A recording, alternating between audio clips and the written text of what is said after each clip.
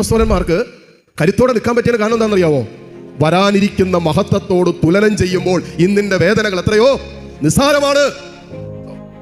ഈ വേദന നിസ്സാരമാകുന്നത് നമ്മുടെ റെഫറൻസ് പോയിന്റ് നിത്യതയാകുമ്പോഴാണ്. ഇറ്റേണിറ്റിയോട്, നിത്യതയോട് നമ്മൾ നമ്മുടെ ജീവിത അനുഭവങ്ങളെ റെഫർ ചെയ്യാൻ തുടങ്ങുമ്പോഴാണ് ഇന്നിന്റെ വേദനകൾ, ഇന്നിന്റെ കുറവുകൾ, ഇന്നിന്റെ പോരായ്മകൾ, ഇന്നിന്റെ പരാജയങ്ങളൊക്കെ നമുക്ക് നിസ്സാരമായിട്ട് കാണാൻ പറ്റും. അതല്ലെങ്കിൽ നമ്മളെല്ലാത്തിനും പരാതി പറഞ്ഞുകൊണ്ടിരിക്കും. തൊട്ടതിനും പിടിച്ചതിനും കിട്ടിയതിനും കിട്ടാതെ പോയതിനും ലഭിച്ചതിനും ലഭിക്കാതെ പോയതിനും ഒക്കെ നമ്മൾ പരാതി പറഞ്ഞുകൊണ്ടിരിക്കും. അന്വേഷിക്കുന്നവർക്ക് ദൈവം തന്നെ വെളിപ്പെടുത്തി കൊടുക്കുന്ന ജ്ഞാനത്തിന്റെ പുസ്തകം 15-ാം അധ്യായം എൻ്റെ 2-ാമത്തെ വചനത്തിൽ എഴുതി വെച്ചിരിക്കുന്നത്.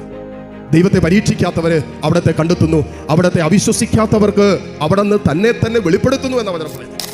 ദൈവത്തെ അന്വേഷിക്കുകയും ദൈവത്തിന് വേണ്ടി ആഗ്രഹിക്കുകയും ചെയ്യുന്ന ഒരാത്മാവിലേക്ക് ദൈവം തന്റെ കൃപ വർഷിക്കാൻ തുടങ്ങും. മദർ തെരേസ പറഞ്ഞില്ലേ, ദൈവത്തെ ആഗ്രഹിക്കുന്ന, ദൈവത്തിനെ അന്വേഷിക്കുന്ന ഒരു ആത്മാവിലേക്ക് ദൈവം വർഷിക്കുന്ന കൃപയുടെ അളവ് അളക്കാൻ പറ്റില്ലെന്ന് പറഞ്ഞു.